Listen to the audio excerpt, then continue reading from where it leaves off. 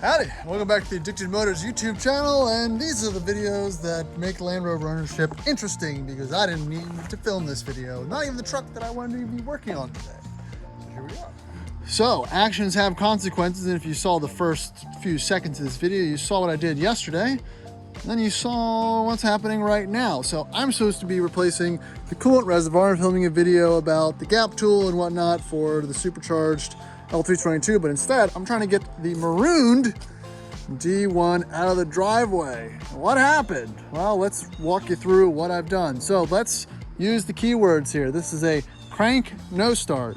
Great cranking, no misfiring, no anything like that. So let's try to do some quick diag without any tools and see if we can't track this down. So it was raining yesterday, and I decided to take the disco out to reposition it so water didn't keep coming through the sunroof, and then I got a little distracted and drove through some big puddles, and I had a couple little stumbles. It was not super happy, which was odd because I have the snorkel, and I have the air box and the air system, intake system all sealed up and good to go. We'll get to the rest of that in a moment. Switch to this morning, going to Rovers and Coffee, go to crank this, crank no start, crank no start, crank no start. Rolled it down here into the driveway, and now it's stuck here. Low, so this isn't, so I've had these type of scenarios many times in the Classic. And the things you do in the Classic are slightly different, I think, than the troubleshooting steps you take for the Disco. So, water intrusion. Well, the first thing you check is your coil and your distributor. So there's could have been some water in there. I'll get to that later. The first thing I wanted to do is try to figure out whether it was a fuel or an ignition issue. So pulled the air box, felt the filter, it was dry, cleaned the MAF sensor, tried to start with starting fluid, nothing. Cranked beautifully, not even a hiccup, no little, anything like that. Went check the Schrader valve on this side, made sure there was pressure on the fuel rail right there, listened when I turned the key to the fuel pump, see that was engaging, and it wasn't. So I'm not an expert, but at a cursory glance, that would rule out the fact that I had a fuel issue, and then the fact that it was running perfectly yesterday. And that really comes back to ignition, moisture, water. So let's focus on that, which had me ripping into the dash a little bit. There's a fuel pump relay down there, which was fine. It has a fuel cutoff, but there's really no reason why that would get tripped, so I didn't get too far into that. It does get a little damp under there, so yeah, there could be something module that is preventing it, that's damp, and I still don't think it's that. The next thing I tried to check was maybe the immobilizer to see if it was blinking or doing anything odd. Maybe someone jimmied the handle or something last night.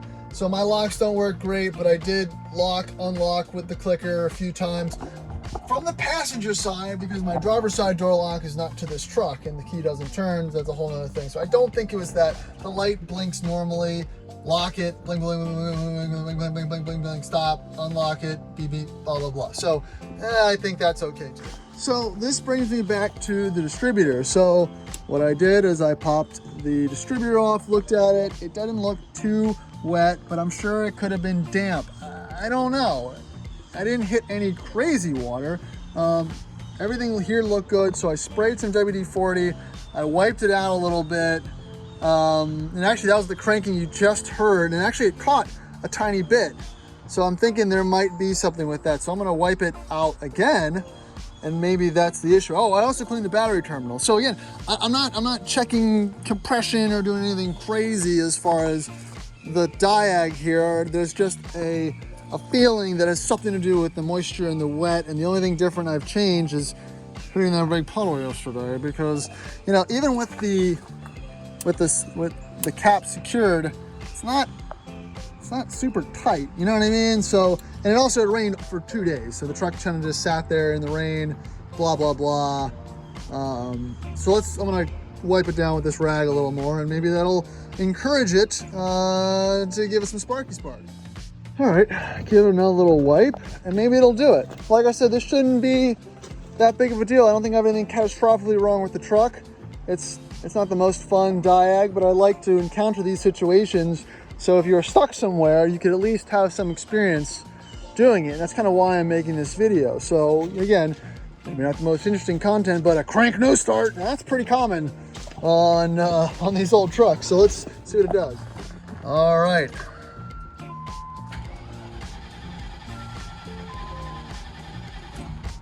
Nothing. Actually, it sounded better last time. Oh. Oh.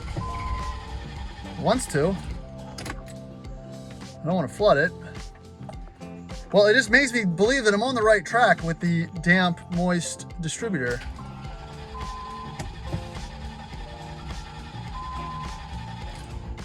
All right, I don't want to burn anything out. Let me blow it out with some compressed air a little bit, maybe wipe it some more. Alrighty, round 3.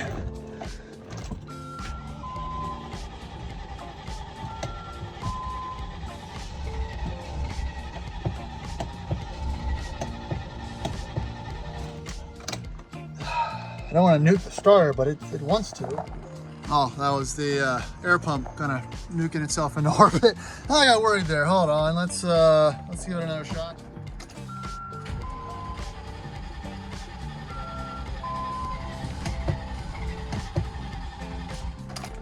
So that's comforting that I'm getting somewhere with it. Yeah, I mean, I think it's still just a little damp. Let's wipe it out a little more, maybe get some more air on it. I think it might have been a mistake to hit it with the WD-40. It's probably got things a little greased up. I know it disperses water, but I think that might not have been the best idea. That was just from some quick Googling. All right, cranky crank.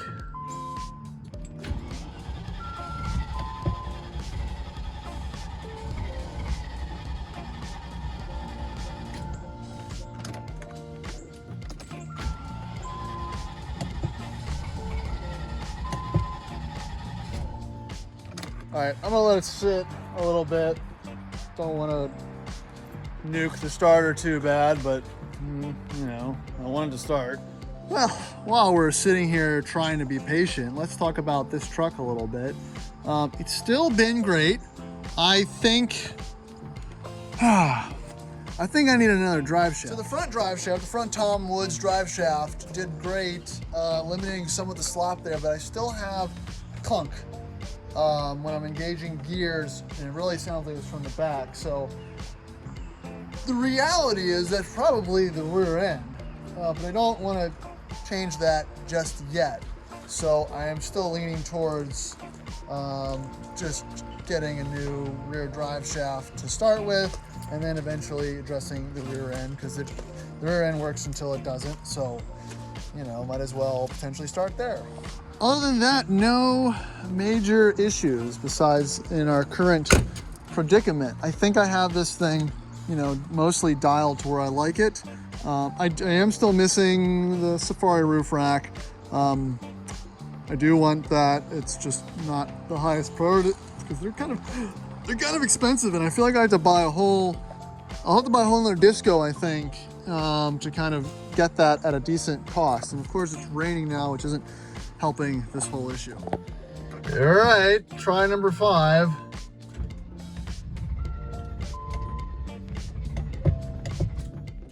Almost.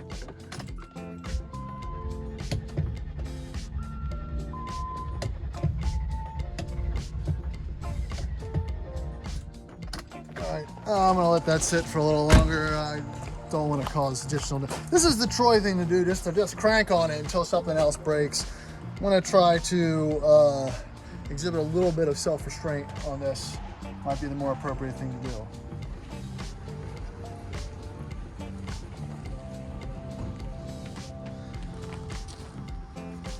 All right, so it's been about an hour and a half. Let's see if the tried and true, potentially tried and true idea of just letting it sit and drying out actually did anything. Just remember before, it wanted to go. So add some time to that, and we'll see if that does anything. So jump right in.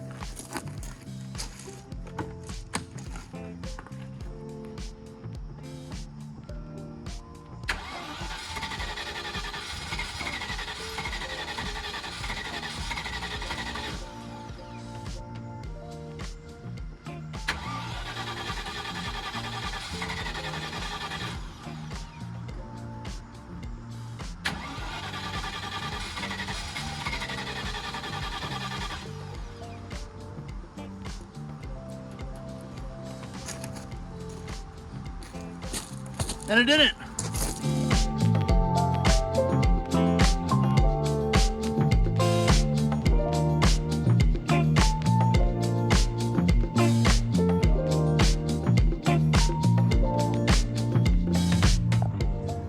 thing I'm interested about is this cap. Should it be this loose? Seems kind of loose. Let me know in the comments.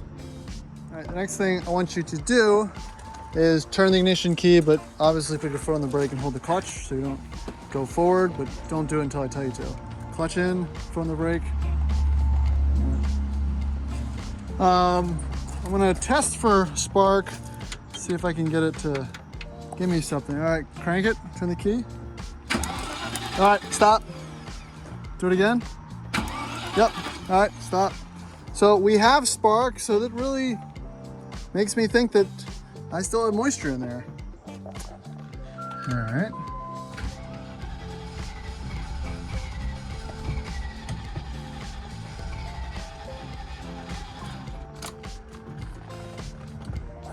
Really wants to go. It's getting a little smoky out there though. Still nothing.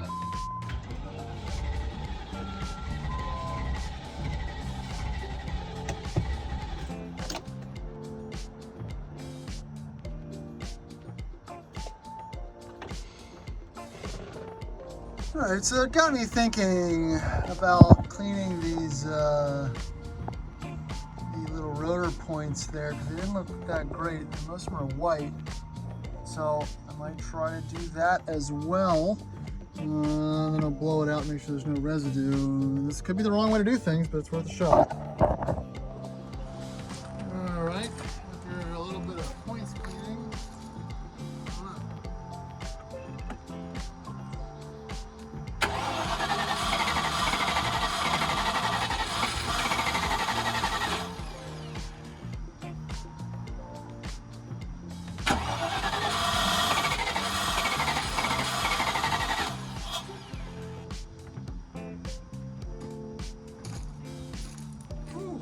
Nothing. That's disappointing.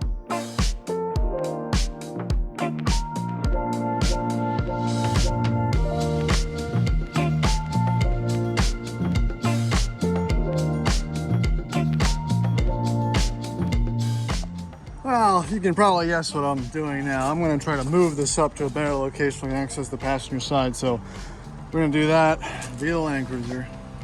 I don't think I've ever had to really do this yet. You know, I always figured I own a winch so I can move these turds around my own driveway, but finally happening, yay.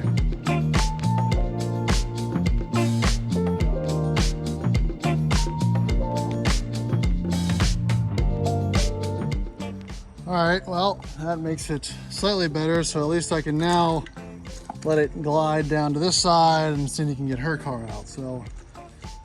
Yay, Land Cruiser. It's the most I've had to use it in a while. I've only had a truck with a winch. All right, so I'm doing full battle here, guys. This is full battle. Let's, I'm also blowing out some of these fuses and stuff. Oh, what the hell did I step in? Yeah. Oh, man, Frank, I stepped in some Frank. All right, so I also got the air gun out, blowing out things in there, moisture, I don't know, playing with the inertia switch. I mean, this is just getting silly. Silly, silly, silly. So I'm gonna keep looking around and poking around for things. So I'm looking for, you know, like the Classic got relays everywhere, so I pulled this relay out. I don't know if that's the EFI relay or something, so I'm looking for another relay. It just sucks there's not a whole lot of extra ones. Don't know what this is, don't know what that is. Oh, what's that? Some type of, this is like a brake switch or something? Well, that's not in. I don't know. Let's see this. What the hell? Must be like a brake switch or something. I think. Oh, I wonder if that does anything. Oh. Yeah, stuff in there.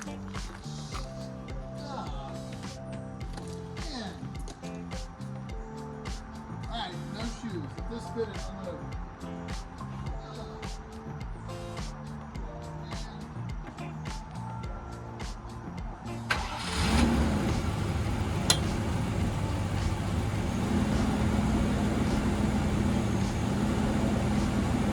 You gotta be kidding me.